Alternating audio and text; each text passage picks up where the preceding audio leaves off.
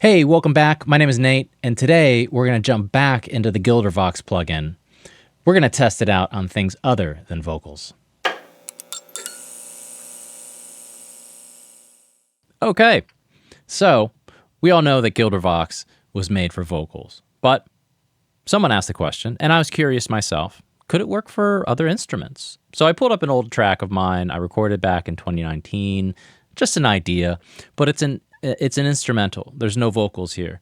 So let's take a look at what this track can do with non-vocal elements. I have all of the GilderVox plugins selected right now. I'll do a quick A/B comparison for you, and we can see what's happening.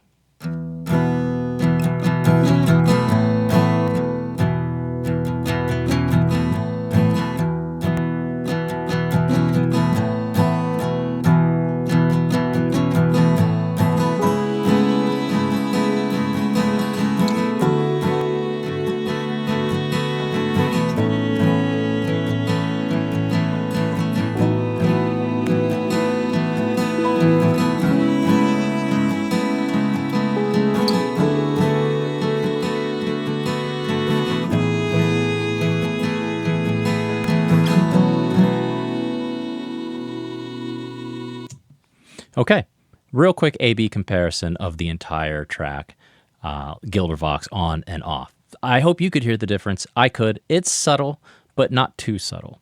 We'll dive into each of these individual tracks and see what's happening. First up is the acoustic guitar.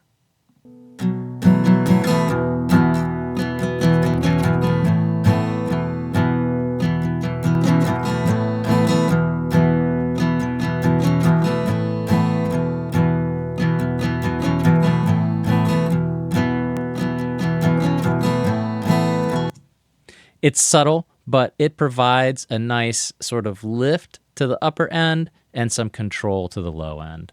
That sounds really, really good. Let's take a look at this first violin part right here.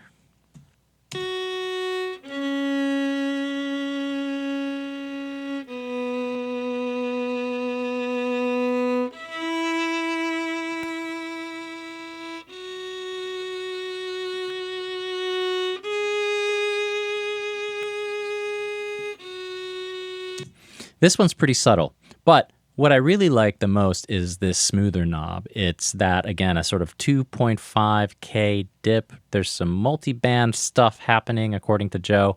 And if you are a violin player, string player, you're familiar with recording string instruments, they can get pretty harsh at about 3K. So that smoother knob actually is positioned really nicely to help control some of that sort of 3K out of controlness that can happen with a violin or a viola or other stringed instruments in that upper register.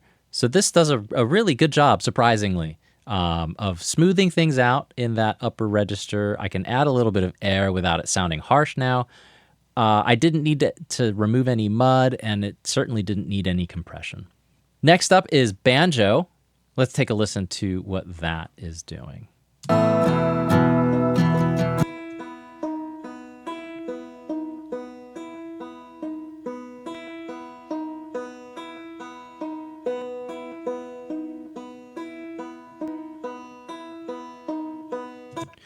This was recorded with, I think an SM57, I'm pretty sure. And I'm a terrible banjo player, so you have that.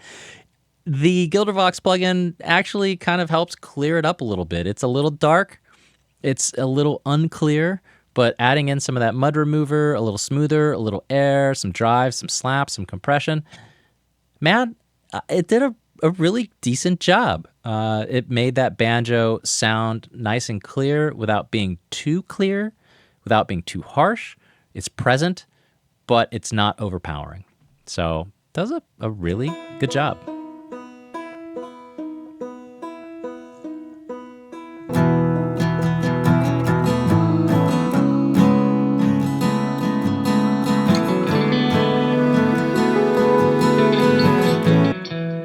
All right, let's listen to the electric guitar.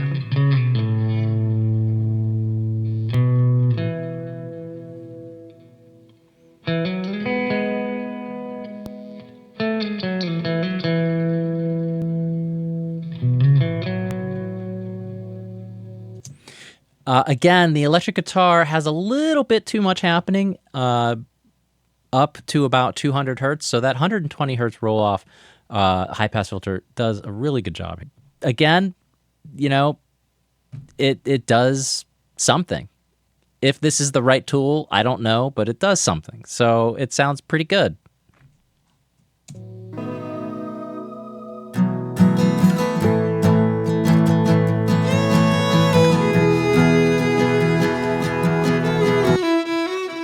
Okay, let's listen to this violin. This is the lead vocal, essentially. This is providing the melody in this song. And again, because it's a violin, I added a crap ton of smoothing here because it got a little much in the 2.5 to 3K area. Let's take a listen to that.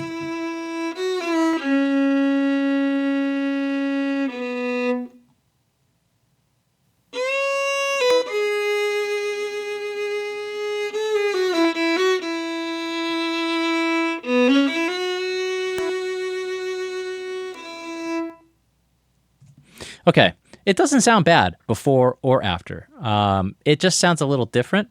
The smoothing does help kind of tame things a little bit in that upper frequency, and I can add a little bit of air, and I added a little slap just to give it a little bit of dimension.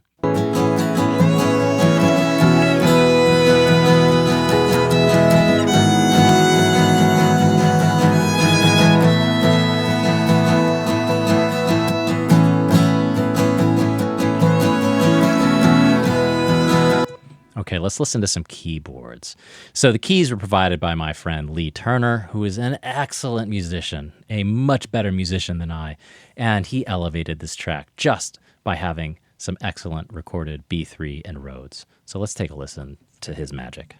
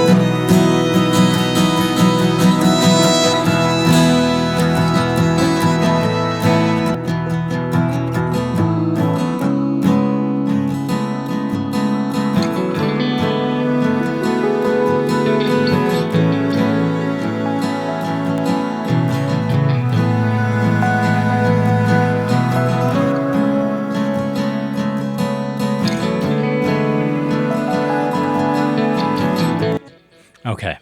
I mean, I could listen to that all day. That is just amazing. So the GilderVox plugin is doing something there as well. Sorry, I didn't talk about it. Let's pull that back up. A little bit of compression, not a lot. A little bit of mutter moving, not a lot. Some smoothing, cool. Some air, cool. And some slap. It sounds good.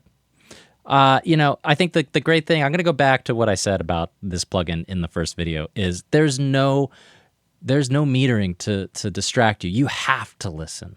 And the cool thing about using a plugin like this that isn't designed for instruments like this, it wasn't designed for anything other than vocals. But obviously, plugins are a tool, not a rule. You can use any plugin on anything. You just have to listen. You can't rely on what a knob is labeled to be the right choice or not the right choice for something. You just have to experiment. Turn that knob, see if it does something good. If it doesn't, move on. If it does, great, move on. That's the key, is just listen, make a choice, and move on. And man, I couldn't get a bad result from these key elements. So it sounded really good. Let's move on to the cello and see what's happening here, and then we'll do another A-B on the entire mix.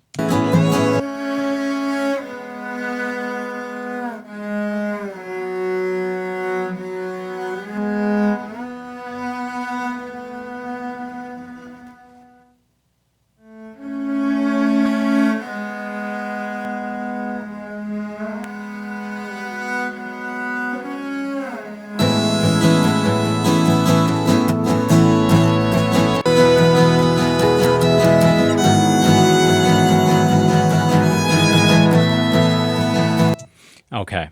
And again, with a stringed instrument like this, the mutter mover actually came in a little handy, and the smoother. It sort of unmasked some of the frequencies that this recording had and just made everything a little clearer without it sounding harsh or making it too prominent or too loud. So again, this did a really good job unmasking frequencies. I think that was the intended design as well, in something other than a vocal. So the cello track here was provided by my good friend Michael Estock. He runs a studio here in Ohio. I'll have links to both Lee and Michael and their stuff, and you should check them out. They're really, really excellent musicians and producers and engineers.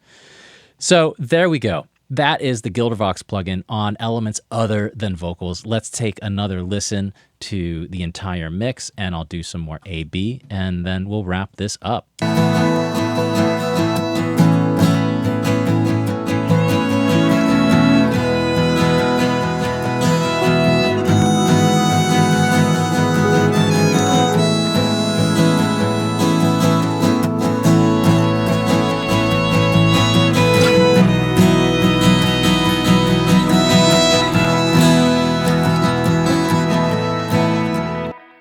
So, GilderVox is clearly designed for vocals, and it does a great job there.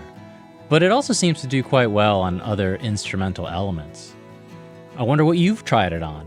Drop a comment down below and let us know what worked and maybe what didn't work. What did you find surprising about your experimentation with this plugin? So, be sure to like, subscribe, and hit that notification bell so that you can be kept up to date on upcoming videos. The next video I have coming out is a bit of a housekeeping video. I don't know. Old things that are new again. You'll have to find out. I'll see you guys next time. Thanks for sticking around.